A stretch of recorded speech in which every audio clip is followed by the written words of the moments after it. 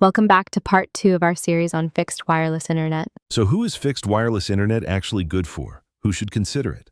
Several target customer profiles where fixed wireless makes a lot of sense in 2026. Profile 1. Underserved rural and suburban areas. If you're stuck with slow DSL 10 to 25 Mbps, expensive satellite Starlink at $120 per month, or no broadband at all, and 5G fixed wireless is available, it's a game changer. Getting 100 to 200 Mbps for $50 to $60 a month is transformative. So people who couldn't get good internet before? Exactly. The FCC defines broadband as 100 Mbps down and 20 Mbps up as of 2026. Millions of Americans don't have access to that through wired options.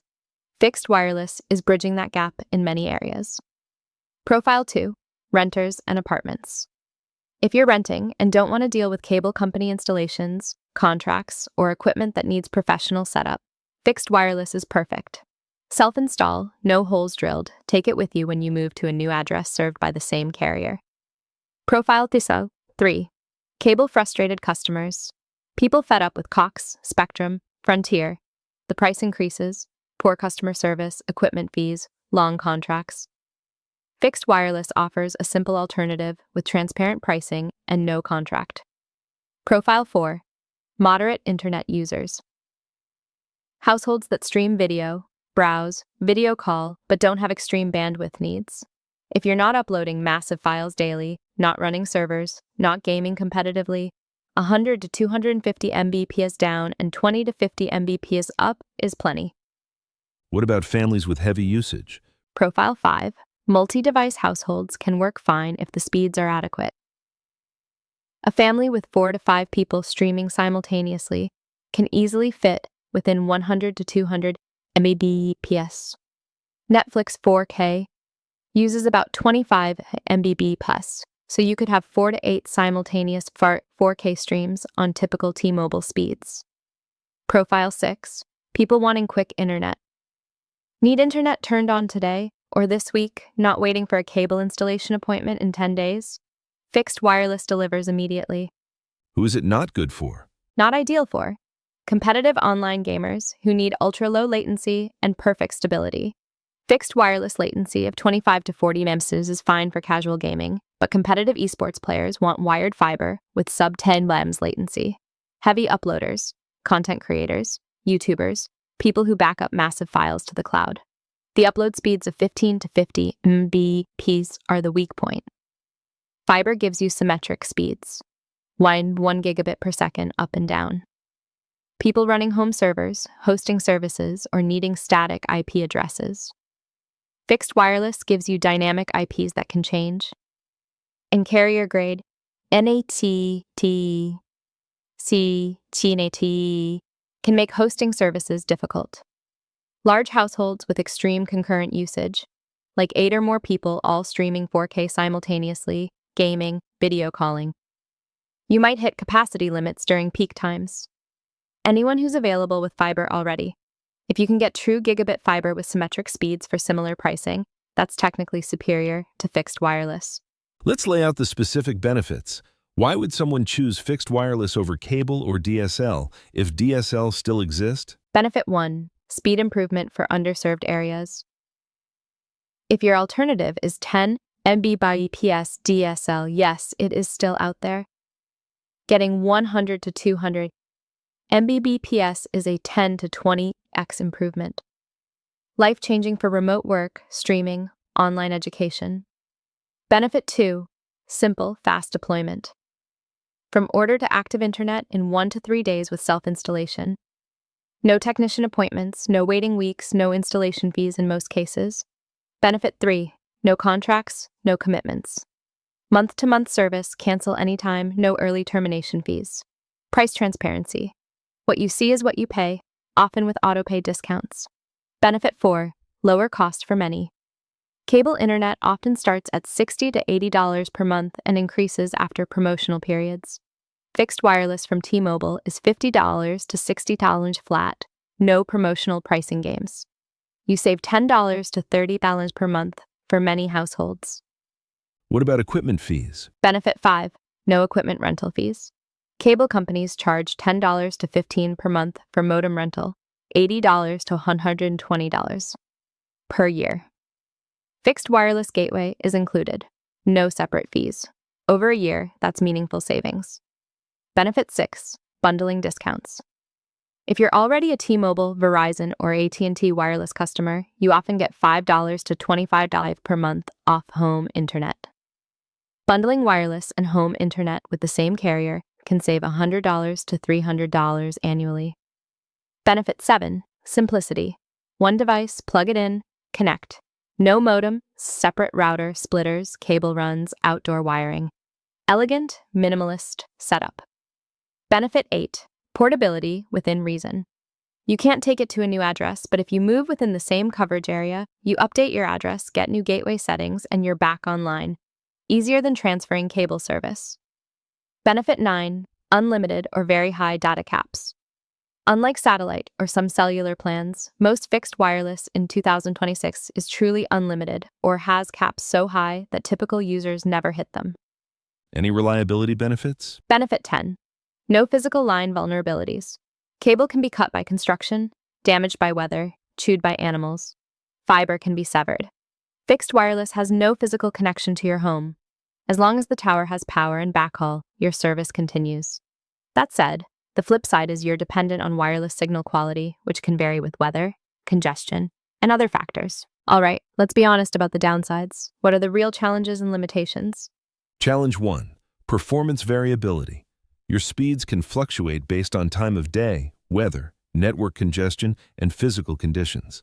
Unlike cable where you get consistent speed, fixed wireless can vary from 150 mbps at 2 a.m. to 60 mbps at 8 p.m. during peak hours.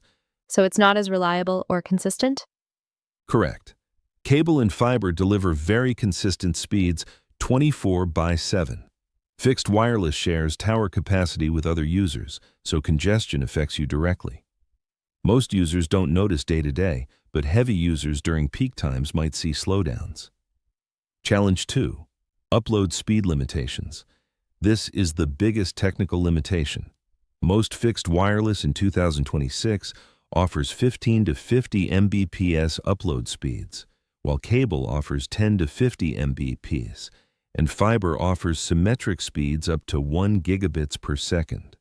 If you work from home doing video calls, upload isn't usually an issue. Zoom at 1080p uses about 3 Mbps upload.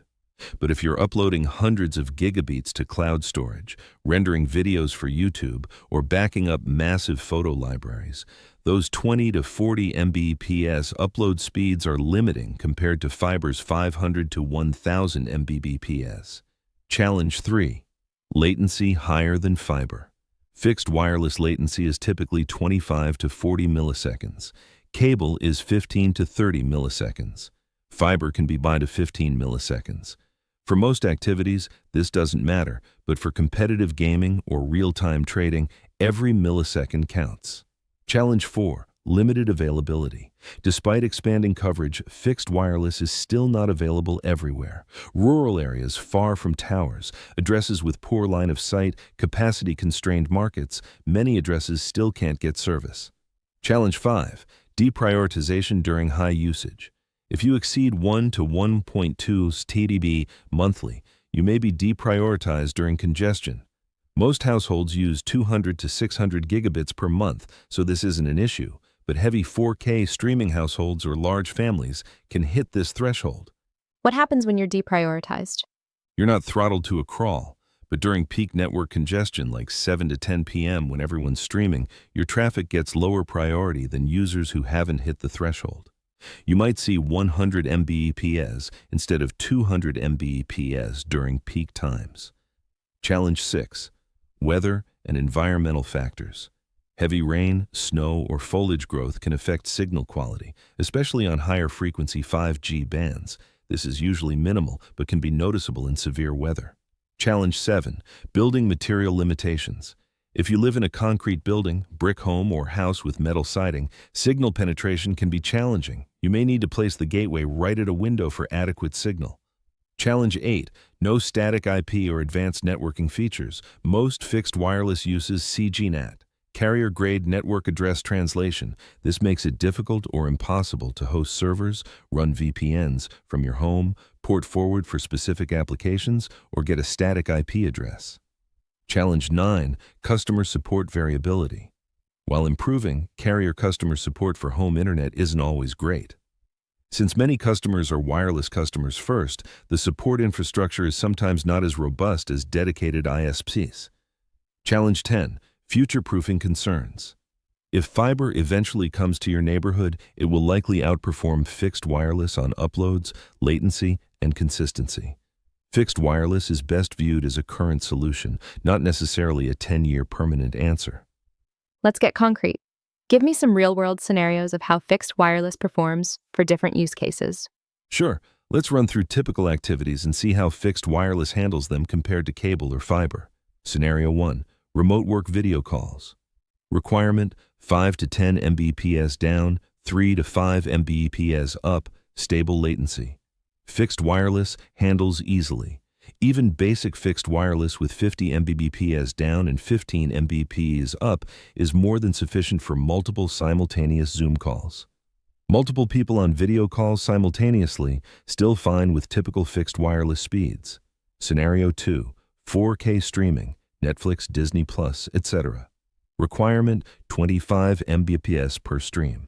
Fixed wireless, most plans deliver 100 to 250 Mbps, supporting 4 to 10 concurrent 4K streams. Family of 4, all streaming 4K? No problem. Scenario 3. Online gaming, console or PC. Requirement: 3 to 25 Mbps down, 1 to 3 Mbps up, low latency. Fixed wireless, download and upload are fine. Latency of 25 to 40 ms is acceptable for casual gaming. May notice slight delays compared to fiber in competitive FPS games, but perfectly playable. Scenario 4. Large file downloads, games, software updates. Requirement: higher speeds reduce wait time. Fixed wireless at 150 Mbps, 100 GDI. Game downloads in about 1.5 hours. Cable at 300 Mbps, same game in 45 minutes. Fiber at 1 Gbps, same game in 13 minutes. Fixed wireless, acceptable but slower than premium cable or fiber. Scenario 5. Cloud backup and large uploads. Requirement: high upload speeds for reasonable backup times. Uploading 500 GB backup. Fixed wireless, 30 Mbps up, about 37 hours. Cable, 50 Mbps up, about 22 hours. Fiber, 500 Mbps up, about 2 hours. Fixed wireless, works but significantly slower for massive uploads. Scenario 6. Smart home devices. Requirement: stable connection, moderate bandwidth. Fixed wireless, handles dozens of smart home devices, lights, cameras, thermostats, speakers, without issue. Bandwidth requirements are minimal. Scenario 7. Multiple users, heavy concurrent usage. 5-person household, everyone streaming, gaming, browsing simultaneously. Bandwidth needed, about 150 to 200 Mbps. Fixed wireless, under 200 Mbps. Handles it during off-peak, may slow during peak evening hours if tower is congested.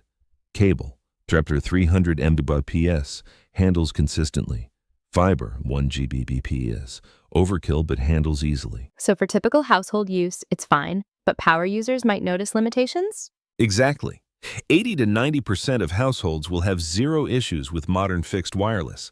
The 10 to 0% who are power users, heavy uploaders, competitive gamers, people running home servers, massive concurrent users, might prefer fiber if available. This is the end of part 2. Make sure you listen to part 3, where we everything up.